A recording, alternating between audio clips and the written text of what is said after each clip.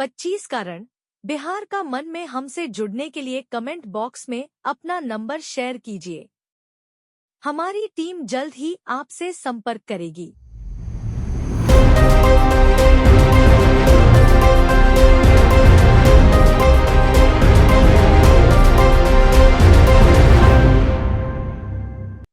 नमस्कार मित्रों, मैं अतुल गंगवार 25 का रण और बिहार का मन में आपका स्वागत अभिनंदन करता हूं। हमारे साथ आज चर्चा के लिए मौजूद हैं वरिष्ठ पत्रकार रवि पराशर जी। रवि जी, आपका स्वागत अभिनंदन है। धन्यवाद। हमारे साथ मौजूद है वरिष्ठ पत्रकार रंजन कुमार जी। रंजन जी, आपका भी स्वागत अभिनंदन है। धन्यवाद भाई। आज का विषय आप दोनों के सामने रख रहा हूं मैं, वो उसका सीधे सीधे बिहार से तो संबंध नहीं है, लेकिन मुझे लगता है कि कहीं ना कहीं वो पे इसका असर पड़ सकता है। और आप क्योंकि वरिष्ठ लोग हैं, आप राजनीति को ज्यादा एनालाइज करते हैं, तो आप बता सकेंगे हमें, हमारे दर्शकों को, कि क्या वाकई में इसका फर्क पड़ेगा। रवि जी, पिछले कुछ समय में देखने में आया कि महाराष्ट्र में एक बार फिर से भी मराठीवाद का एक राजनीति शुरू हो गई और मराठी ना बोलने पर लोगों को वहां मारा और पीटा जा रहा है और जबरदस्ती की जा रही है और एक तरीके से डर का माहौल बनाया जा रहा है। और ये आप और हम इकट्ठे जानते ही हैं, हम सब जानते हैं कि वहां पर जो उत्तर भारतीयों की संख्या काफी अधिक है, बिहार उत्तर प्रदेश से गए हुए लोगों की संख्या काफी अधिक है, और अगर मराठी नहीं बोलने की बात है तो सीधा सीधा उन लोगों पर असर होता है और कहीं ना कहीं मुंबई की अर्थव्यवस्था में वो लोग काफी कंट्रीब्यूट भी करते हैं। अगर मैं कहूं तो जो महाराष्ट्र की एक तरीके से देखा जाए ग्लैमर इंडस्ट्री है मुंबई की, बॉलीवुड, वो भी हिंदी में ही सर्वाइव करती है। तो आप इस चीज को किस तरीके से देखते हैं कि किस प्रकार की राजनीति है कि वहां पर मराठी ना बोलने पर गैर मराठियों पर एक तरीके से कहा जाए तो अत्याचार किया जा रहा है? जी अतुल जी, ये बड़ा दुर्भाग्यपूर्ण है और ये विशुद्ध राजनीतिक लड़ाई है। अगर आम मराठी मानुष की बात करें तो वो हिंदी विरोधी बिल्कुल भी नहीं है। और ये पहली बार नहीं है। अगर हम ऐतिहासिक परिप्रेक्ष्य में जाएं तो ऐसा पहली बार नहीं है। राज ठाकरे की पार्टी काफी सालों पहले भी हिंदी पट्टी के जो लोग थे उनके विरोध में उनके कार्यकर्ता सड़कों पर उतरे थे, उन्हें मारा पीटा जा रहा था, उनको हतोत्साहित किया जा रहा था। लेकिन फिर स्थितियां बदल गईं और अब एक बार फिर से खोया हुआ जनाधार पाने की ये एक नाकाम कोशिश है, नाकाम राजनीतिक कोशिश है। अगर हम थोड़े व्यापक फलक पर बात करें तो केवल महाराष्ट्र में हिंदी विरोधी आवाजें नहीं उठ रही हैं। इससे पहले हम देखते हैं कि तमिलनाडु में भी, केरल में भी और कर्नाटक में भी, यानी दक्षिण भारत में भी हिंदी विरोधी राजनीतिक स्वर बहुत अरसे से फूटते रहे हैं। क्लेश होता रहा है केंद्रीय स्तर पर। आप देखिए कि जब देश आजाद हुआ 1947 में, तो संविधान सभा जो बनी उसमें राष्ट्रभाषा के प्रश्न को लेकर डिबेट हुई और वो 2 दिन की पूरी डिबेट, उसमें अंग्रेजी भाषा में भी काफी वक्ताओं ने अपने विचार रखे, क्षेत्रीय भाषाओं में भी अपने विचार रखे, और वो पूरी की पूरी डिबेट जब छापी गई तो 278 पन्नों में वो सिमटी। तो आप ये समझिए, मैं ये कहने की कोशिश कर रहा हूं कि भाषा के प्रश्न की जो गुत्थी थी वो संविधान सभा के सदस्यों ने भी पूरी तरह सुलझाने की कोशिश की थी, लेकिन दुर्भाग्य रहा कि वो गुत्थी उलझी की उलझी रह गई। तय ये तो हो गया कि सहमति ये तो बन गई कि भारत संघ की भाषा हिंदी होगी और लिपि देवनागरी होगी, लेकिन 15 वर्ष तक, संविधान लागू होने के बाद 15 वर्ष तक यानी 1965 तक आधिकारिक प्रशासन की भाषा अंग्रेजी ही रहेगी और हिंदी को क्रमिक तौर पर लागू करेंगे, लेकिन ऐसा हो नहीं पाया। जो एक बात आपने कही कि बॉलीवुड हिंदी की जो माया नगरी है वो अरबों खरबों करोड़ रुपए का कारोबार करती है, लेकिन दुर्भाग्य की बात यह है कि अभी तक वहां लोग पिट रहे हैं, लेकिन बॉलीवुड के किसी बड़े चेहरे ने इस मानसिकता का विरोध नहीं किया है। ये बिल्कुल इस बात पर ध्यान दिया जाना चाहिए। जी, बिल्कुल ध्यान दिया जाना चाहिए। और रंजन, जैसे मैंने कहा और आप भी ये जानते हैं कि तमाम उत्तर भारतीय, जिसमें बिहार से, उत्तर प्रदेश से गए लोगों की ज्यादा संख्या है, और बिहार में अगर देखा जाए तो नीतीश की जो सरकार है उसमें भी भाजपा का समर्थन है, एनडीए की सरकार है, और महाराष्ट्र में भी इस समय जिनका शासन है वो एनडीए गठबंधन का ही, और वहां मुख्यमंत्री भाजपा का है। तो आपको नहीं लगता कि बिहार के लोगों की अपेक्षाएं काफी होंगी उन लोगों से, एनडीए सरकार से, कि वहां इस पर कोई कड़ा कदम उठाए, लेकिन ऐसा कोई कड़ा कदम उठाया दिखाई नहीं देता। रोज एक न एक घटना हो रही है। अभी एक लड़की के साथ बदतमीजी की है, उससे पहले एक स्टॉल पर एक वेंडर के साथ बदतमीजी की गई कि मराठी नहीं बोलने पर। उससे पहले एक वीडियो आया था, घर में जो डिलीवरी बॉय आया था उसके साथ एक फैमिली ने बदतमीजी की और उससे सामान ले लिया और उसको पैसे नहीं दिए क्योंकि वो उसने मराठी नहीं बोली थी। तो क्या आपको नहीं लगता कि इसका थोड़ा बहुत फर्क यहाँ पड़ेगा? और प्रशांत किशोर ने इस बात को हल्के से सही लेकिन उठाया है। अतुल भाई, ये भाषा का विवाद जो है ये कोई नया नहीं है, और भाषा को लेकर ही कई राज्यों का गठन हुआ। आप अब देख लो कि अभी भी कर्नाटक का, महाराष्ट्र का जो बसें चलती है उसमें भाषा को लेकर विवाद होता है। तो ये विवाद पुराना है। रवि सर ने जो बताया वो तमिलनाडु में तो खैर वो पूरी सरकार ही अब तक, चाहे एआईडीएमके का हो चाहे डीएमके का हो, हिंदी विरोध उनका तो सबसे प्यारा सगल होता है। लेकिन अभी जो महाराष्ट्र में जो घटना घटी है उसमें आप गौर कीजिएगा कि शिवसेना जब बनी थी तो वो हिंदी विरोध पे नहीं थी। वो बाला साहब ठाकरे जो थे शुरुआत में जब बना था तो उनकी जो लड़ाई थी वो दक्षिण भारतीयों से थी, तो वो लुंगी का विरोध करते थे, वहां पर था। बाद के जो शिव सैनिक थे, जब मराठी अस्मिता की बात हुई तो इनका विरोध एक गुजरात से हुआ। क्योंकि चूंकि महाराष्ट्र गुजरात का एक बहुत दोस्ताना और दुश्मनी का संबंध रहा हुआ है, तो वो गुजरात का मामला था। मैं अभी हाल में आदित्य ठाकरे का एक इंटरव्यू, पुराना इंटरव्यू से मैं देख रहा था। आदित्य ठाकरे ने उस इंटरव्यू में बताया कि मेरे दादाजी बाला साहब ठाकरे ने कहा था कि गुजराती सीखने की कोई जरूरत नहीं है, गुजराती सीखने की कोई जरूरत नहीं है, लेकिन आपको अच्छी मराठी जाननी जरूरी है। अगर आप महाराष्ट्र की राजनीति करते हैं साथ में अगर आपको बड़ा आदमी बनना है, जो कि बिजनेस के हाउस सारे मुंबई में है, तो आपको अंग्रेजी आनी चाहिए, और अगर आपको देश का नेता बनना है तो आपको बहुत अच्छी हिंदी आनी चाहिए। तो आदित्य ठाकरे ने उस इंटरव्यू में बोला कि मुझे बचपन में हिंदी के ट्यूशन लेने पड़े कि मैं हिंदी अच्छा बोल सकूं। आपने जो अभी बताया कि माया नगरी है, वहां पे हिंदी फिल्में बनती हैं, बड़े बड़े स्टार मुंबई में रहते हैं, और वहां भी बहुत कोशिश हुई। राज ठाकरे ने हाल फिलहाल में किया कि कोई सिनेमा हॉल अगर मराठी फिल्म नहीं लगाता तो हिंदी फिल्म नहीं लगाने देंगे। तो मराठी फिल्म बन ही नहीं रही थी तो लगे ही कहां से।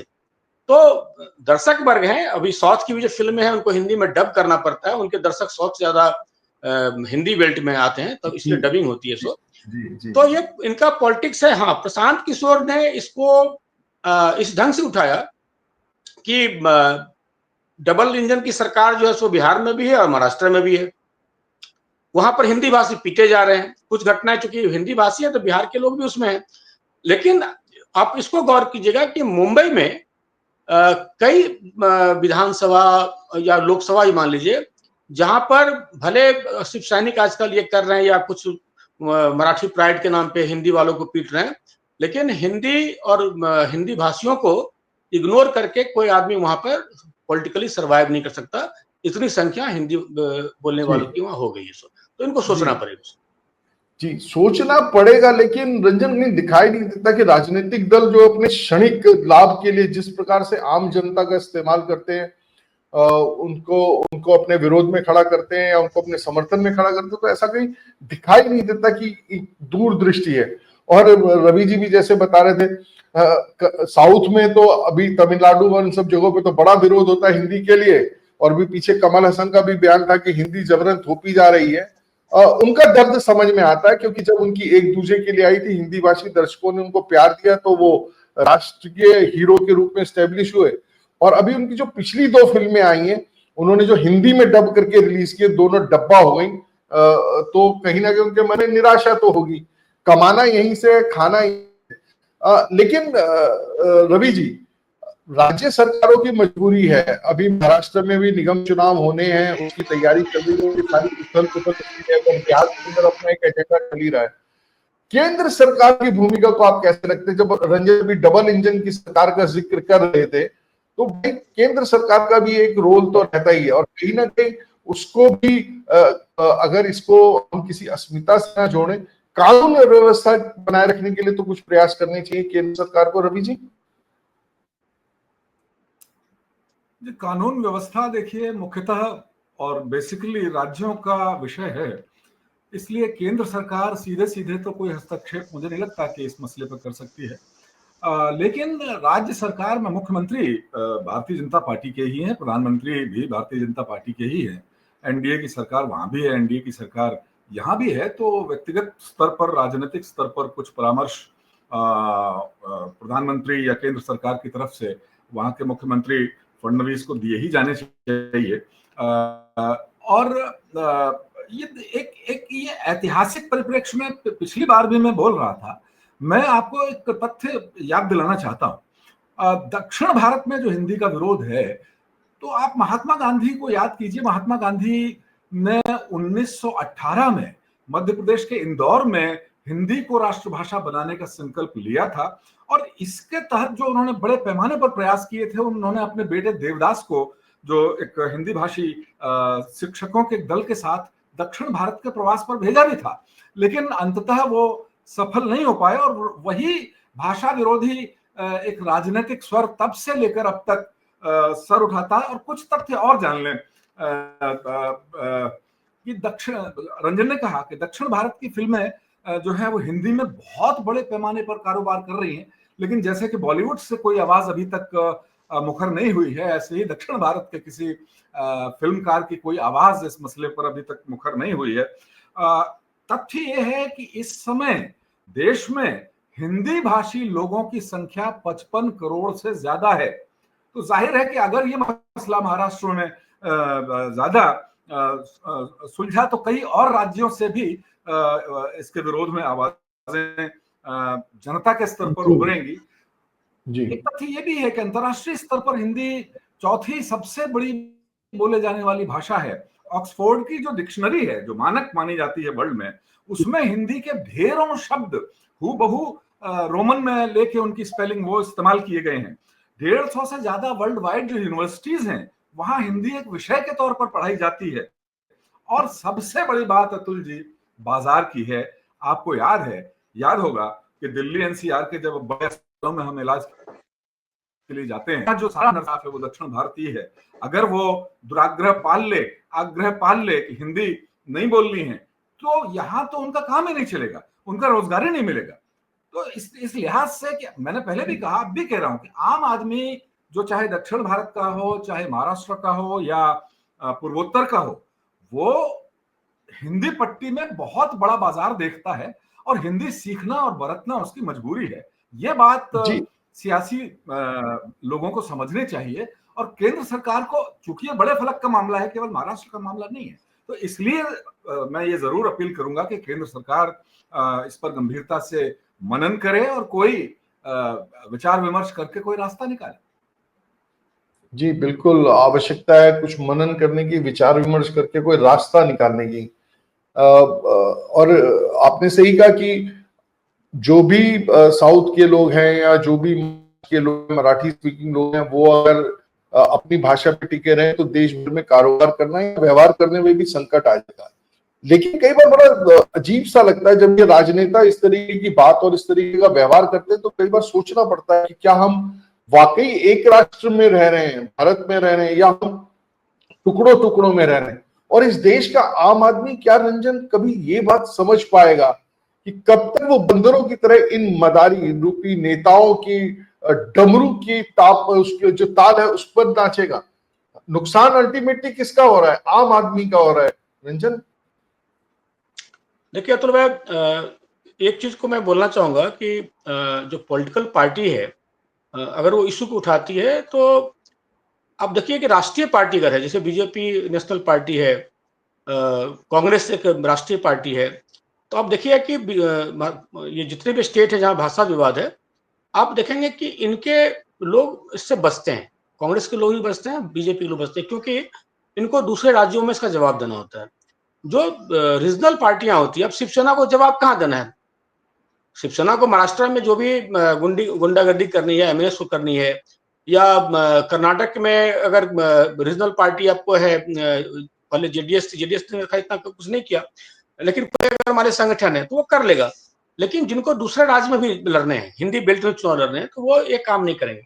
देखिए, दक्षिण भारत को पे मैं एक चीज बता रहा हूँ कि कामराज बहुत बड़े नेता थे कांग्रेस के, वो अध्यक्ष थे, लेकिन कामराज के बारे में बोला जाता है कि कामराज जो है सो पढ़े लिखे नहीं थे, लेकिन उनके नाम पर विश्वविद्यालय भी है। सो कामराज को कांग्रेस में जो उनकी दखल थी, नेहरू जी इंदिरा गांधी को चूंकि आगे लेना चाहते थे, तो उन्होंने कामराज को थोड़ा साइडलाइन किया, और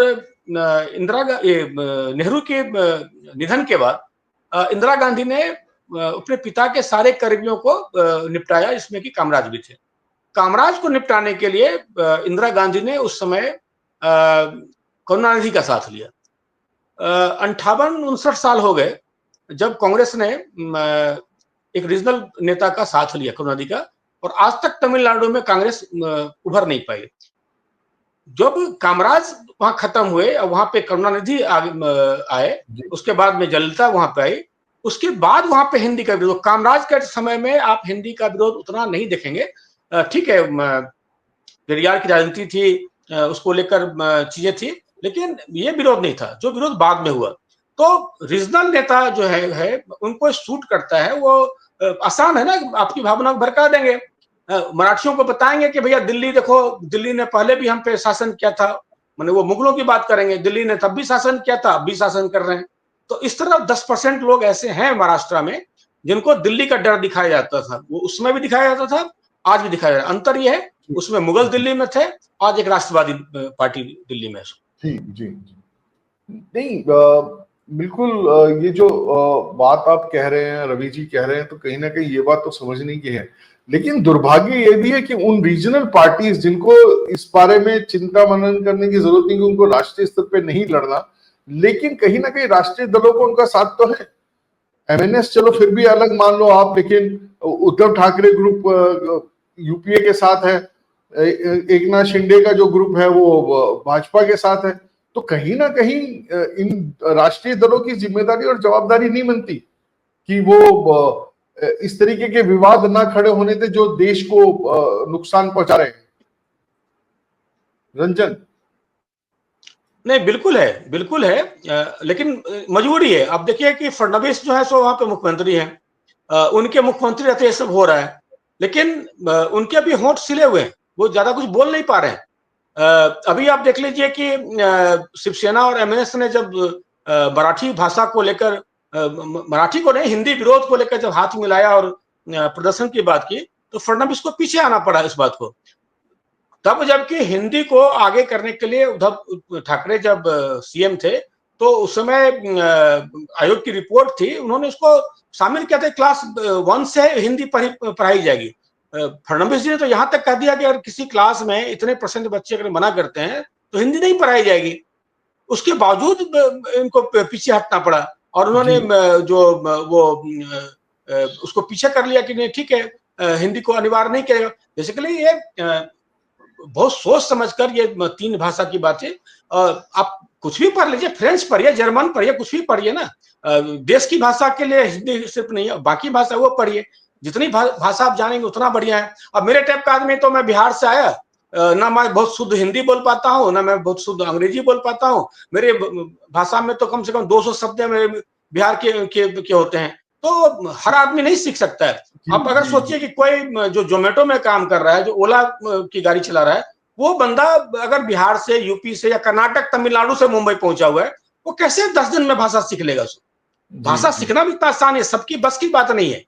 नहीं तो अब आज के बच्चे देख लीजिए, अगर अंग्रेजी मीडियम में पढ़ते हैं तो बहुत बढ़िया अंग्रेजी बोल लेते हैं, भले व्याकरण गलत हो, लेकिन एक से एक लोग पुराने लोग हैं जिनको बोलने में दिक्कत होती है, लिख लेते हैं, बोल नहीं पाते हैं, तो आप कैसे भाषा सिखाओगे इसको? लेकिन रवि जी, एक अंतिम सवाल आपसे, ये बड़ा हास्यास्पद है, आप हिंदी पढ़ने की बात तो करें, लेकिन हिंदी को लेकर आपका केंद्रीय स्तर पर आप हिंदी क्यों पढ़े कोई व्यक्ति, इसके लिए आपके पास क्या इंसेंटिव्स हैं? क्या आप उसको सरकारी सेवाओं में उसको एक जिसे कहते हैं प्राथमिकता मिलेगी यूपीएससी आईएएस बनने के लिए, या किसी बड़ी जगह पर पहुंचने में उसको कुछ मिलेगी? तो क्यों पढ़े वो हिंदी?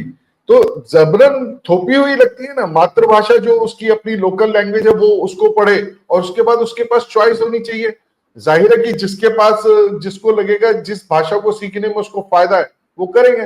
रंजन अभी बताए थे विदेशों के अंदर काफी सारी जगह पर हिंदी की, आपने भी कहा कि हिंदी भाषा के रूप में मान्य है, टीचरों की बड़ी मान्यता है, लोग वहां पढ़ाने वाले चाहिए, तो लोग हिंदी पढ़कर सीख कर जाते हैं वहां। तो हिंदी को जब तक हम इस देश में सम्मान नहीं देंगे तो कब तक कैसे अपेक्षा कर सकते हैं कि लोग हिंदी सीखेंगे, पढ़ेंगे, बोलेंगे? देखिए अतुल जी, जहां तक हिंदी का प्रश्न है तो हिंदी केवल एक भाषा भर नहीं है। कोई भी भाषा नहीं होती, उसमें देश की मूल आत्मा। महात्मा गांधी तो कहते थे कि बिना हिंदी के देश गूंगा है एक तरीके से। अगर हिंदी को राष्ट्रभाषा नहीं बनाते हैं तो भारत देश गूंगा रह जाएगा। ये उनके विचार थे।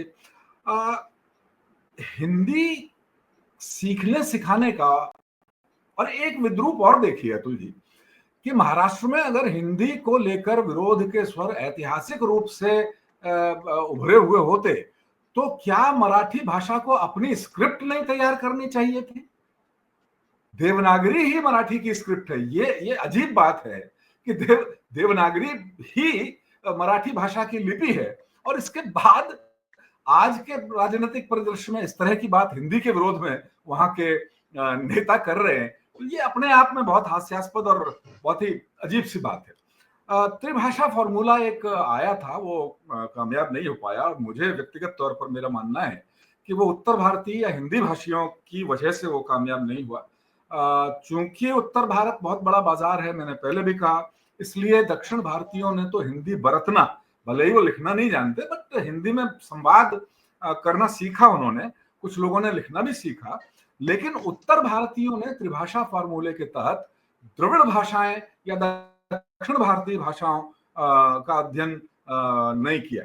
तो इस वजह से और सरकारी स्तर पर भी इसके लिए बहुत ज्यादा प्रयास नहीं किए गए, सामाजिक स्तर पर भी नहीं किए गए। हालांकि मोदी सरकार ने, या ये कहें कि पिछले कुछ समय से द्रविड़ संगमम बनारस वगैरह में काफी बड़े स्तर पर हो रहा है, या मोदी सरकार जो योजना लाई एक भारत श्रेष्ठ भारत, तो वो एक प्रदेश दूसरे प्रदेश को गोद लेता है, तो वहां की भाषा, संस्कार, वो सब। लेकिन वो बहुत लंबी एक प्रक्रिया है। वो हाल फिलहाल नहीं, बहुत वर्ष लगेंगे इसमें। लेकिन ये बात तो मानना ही पड़ेगा अतुल जी कि हिंदी सीखना हर प्रदेश के भारतीयों के लिए आवश्यक है, रहेगा, बिल्कुल रहेगा। जी बिल्कुल, हिंदी सीखना इस देश में हर प्रदेश के व्यक्ति के लिए आवश्यक है। उसको सीखने का लाभ ही है, नुकसान कोई नहीं है। अपनी मातृभाषा पे गर्व करना और अपनी राष्ट्रभाषा पे गर्व करना दोनों आवश्यक है भारतीय संस्कृति और भारतीयता को बचाने के लिए। एक लाइन में लास्ट में बोल रहा हूँ कि अब तो एआई का जमाना है, कुछ बोलना ही नहीं है। नरेंद्र मोदी पूरे विश्व के नेताओं से बात करते हैं, कौन किस भाषा में बोलता है, किस भाषा में आवाज आती है, कुछ समझ में नहीं आता है। तो एआई का जमाना है, ठीक है, इसको विवाद को छोड़ना चाहिए। सब लोग सबकी भाषा समझ जाएंगे। जी, सब लोग सबकी भाषा समझेंगे। जितनी सहमति हमारे इस पैनल में है, उम्मीद है इतनी सहमति महाराष्ट्र के नेताओं में होगी, और आम आदमी को इस झगड़े से रखकर, इस नेतागिरी से अलग रखकर सोचना पड़ेगा कि उसके लाभ और उसकी हानि क्या है। रवि जी, आप हमारे साथ इस चर्चा में जुड़े, आपका धन्यवाद है। रंजन जी, आपका भी धन्यवाद है। धन्यवाद। तो मित्रों, 25 करण बिहार का मन में आज के लिए इतना ही। हम फिर मिलेंगे किसी नए विषय के साथ। आप भी हमारे साथ जुड़ सकते हैं, इस चर्चा में भाग ले सकते हैं। इसके लिए आप हमारे मैसेज बॉक्स के अंदर अपना मोबाइल नंबर और अपने क्षेत्र का नाम लिखकर भेजें, हम आपसे संपर्क करेंगे। नमस्कार।